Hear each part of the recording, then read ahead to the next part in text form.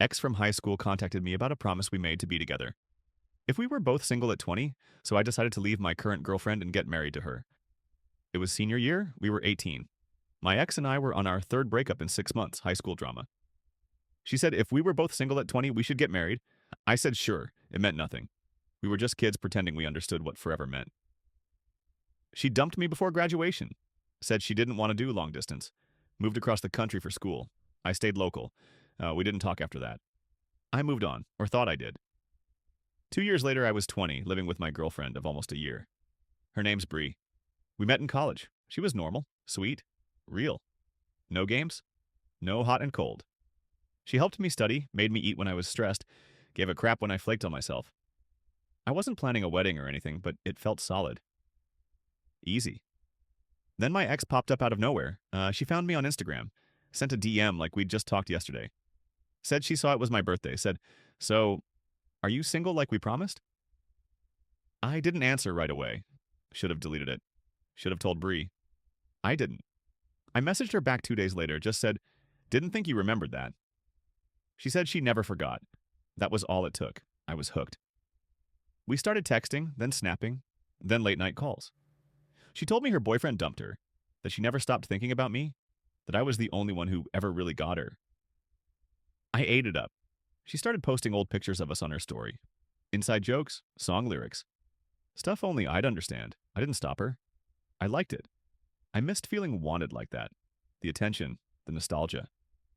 I told myself it was harmless. It wasn't. I started picking fights with Bree over nothing. Dumb stuff. Laundry, dishes, music, anything. I just needed space to talk to someone else. I stopped sleeping next to her, told her I was stressed when she asked what was wrong. She offered to cook, offered to give me space. She did everything right, and I still left. I told her I didn't know if I was in love anymore, said I needed to figure things out. She cried, begged for clarity. I didn't give her any. I packed a bag and went to crash at my cousin's place, told him we mutually ended things. That was a lie. I already knew where I was going next. I booked a flight to see my ex that same week. She picked me up from the airport like we were still 17. Same perfume, same car. She said I looked older. I said she looked the same. We laughed. It felt like we'd paused time. Everything felt light again, fast, reckless. We spent the whole weekend together, hooked up, talked about the pact like it was fate. She said maybe we were just waiting for the right age, the right time. I believed it. I needed to. I told her I left someone for her. She said she admired the commitment. We started calling it an engagement, told ourselves it was romantic, that we'd grown up, found our way back, and that the dumb promise we made in high school actually meant something. But even while I said it out loud, part of me already knew it was fake. It wasn't a second chance. It was an escape. The first week with her felt like time travel. We stayed up late, ordered junk food, watched movies we used to like. She wore my hoodie from high school and joked about how it still smelled like me.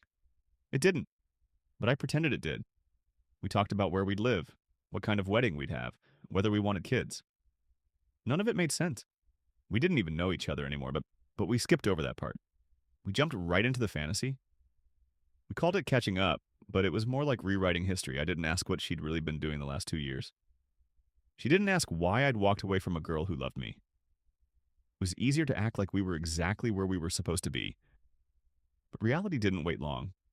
She started getting distant fast. She'd leave me on red for hours, say she was tired, say she had work, say she needed space. I was sleeping on her futon, jobless, ignoring texts from people I'd ghosted. I had nowhere to go and nothing to do except wonder if I'd just ruined my life for a girl who didn't even want me. She said she was figuring things out, but I started to notice she was always texting someone else when she turned her phone away. Her mood shifted by the day. Some mornings she'd make coffee and talk about moving in together. By night, she was scrolling with her back to me. I told myself it was just stress, that we jumped in too fast, that it was normal. But even I didn't buy it. 2 weeks in, I saw her ex's name pop up on her screen.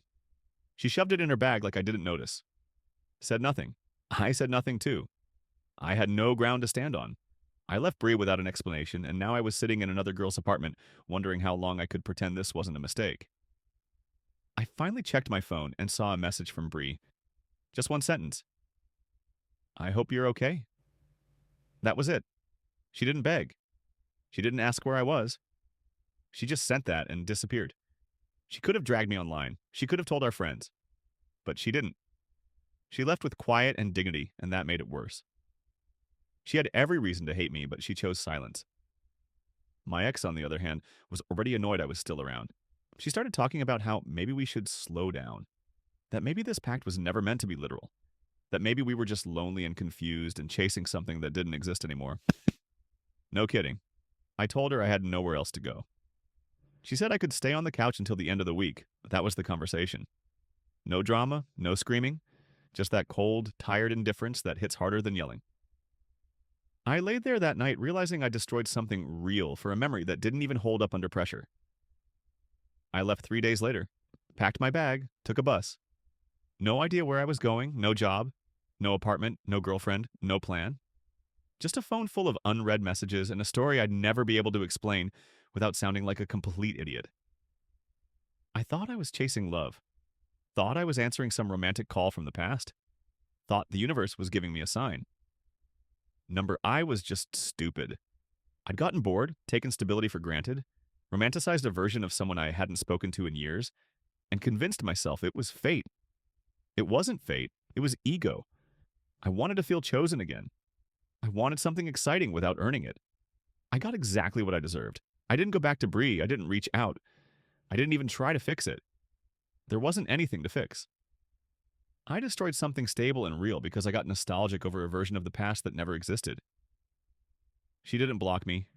She didn't trash me to friends. She just moved on, fast. Started posting photos again, but I wasn't in them. I didn't recognize the guy who was. She looked happy. Freer. Like she'd taken off a weight I never realized I became. I kept watching, like a moron. Like checking her stories would somehow reverse what I did. It didn't.